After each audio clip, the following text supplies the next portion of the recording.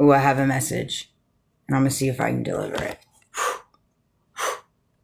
Okay, so I got to thinking about it, and I was like, really taken back by Trump's post. And a lot of people are. You can go on Twitter or X.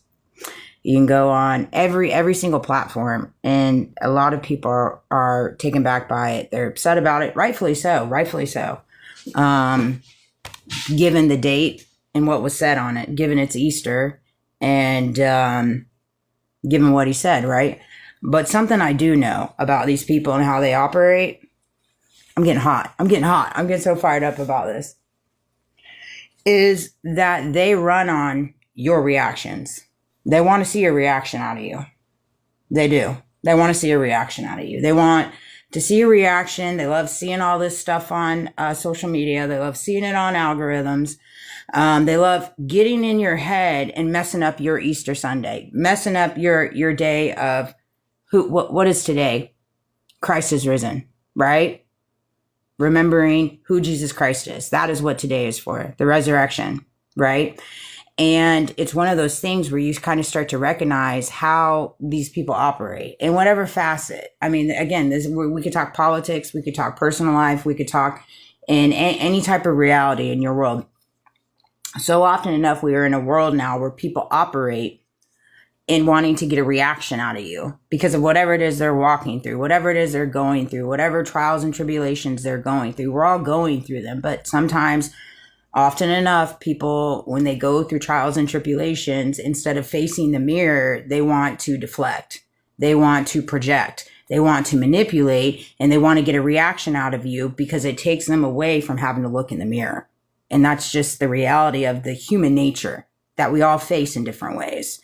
I mean, again, and when I talk about these things, these are all things that I had to face. These are things that I face every day. I'm not any more different than anybody else. I'm just human like everybody else. I make mistakes. I'm not perfect. I'm not this angelic person by any means, but I recognize what Jesus Christ did on the cross for my sins that I do every day, because we all sin. We live in the nature of a sinful nature. It's the human nature within us all, in our thoughts and what we say, how we react, how we respond to every movement, every single movement in your day. And it's a constant battle. You're constantly battling yourself. You're constantly battling the good and the evil within yourself, not only within yourself, but within those around you and within the world around you. It's a constant battle. See, God knew that. And so so often enough, it's funny because I see these things and I pick up on these things and I'm like, there's a reason behind why the post went there, why he said what he said in the nature of the beast. And he may not even have known it in reference to it either. Again, but a lot of the times you see people and they do something because they want to get your reaction out of it because they're deflecting.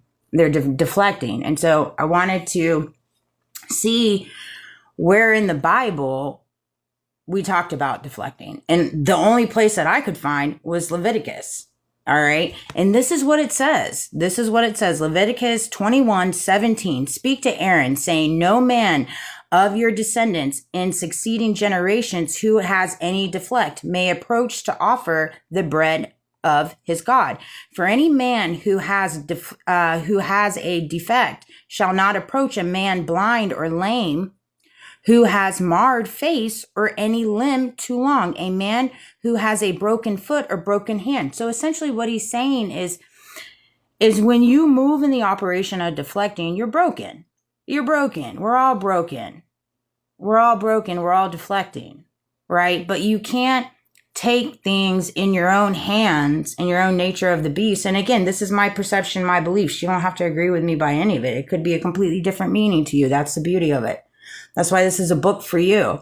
It's a book for you and your interpretations, your faith, your spirituality, your beliefs. Everybody's entitled to interpret it differently. That's the beauty of it. This is what makes us uniquely made in his image. And so I only say this because I want people to understand when you're moving and operating in this world, you can't allow people's responses, things they say, things they do, things how they operate, things they post. You can't let it get the best of you. Yeah, it's unsettling. Yeah, it's bothersome. Yeah, it sucks. Absolutely. I couldn't agree more. It was a sting to us all this morning. You know what I mean? But don't allow it to take away the meaning of what today is. Don't allow it to take away the meaning of recognizing who Jesus Christ is and recognizing what he did on the cross. And then he rose. And see, right now you're seeing just so many different things fall. And so I hope this video resonated, but I was just so tickled by that because I was like, golly, that's so true in different ways. I find myself in different avenues like that where it's like I feel deflections, and it sucks. I hate feeling that portion of it. I don't like making people feel any other way than what I see them. Even in Trump, and it's like I have no hate in my heart. I just don't. I'm just sad. I'm just so sad, and I'm indifferent. But I don't have hate. Not by any means. Hate is so, it just can consume you. It can consume you and take you down really bad roads if you carry hate in your heart. You don't want to darken your heart. It's only going to hurt yourself. It's not going to hurt those that you're trying to hurt. It really is. It's only going to prevent you from moving forward to whatever forward trajectory is meant for you. You're only getting in the way of your future divine path when you start throwing hate and hurtful things out there and, hurtful words. It just does. It really doesn't help anybody. It doesn't help anybody, and it surely doesn't help you.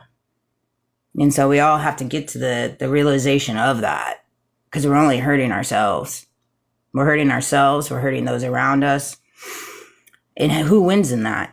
Who wins in that? When you're hurting yourself and you're hurting those around you, nobody wins. Nobody's going to win in this. There's no victory to be won. The victory is already won, baby.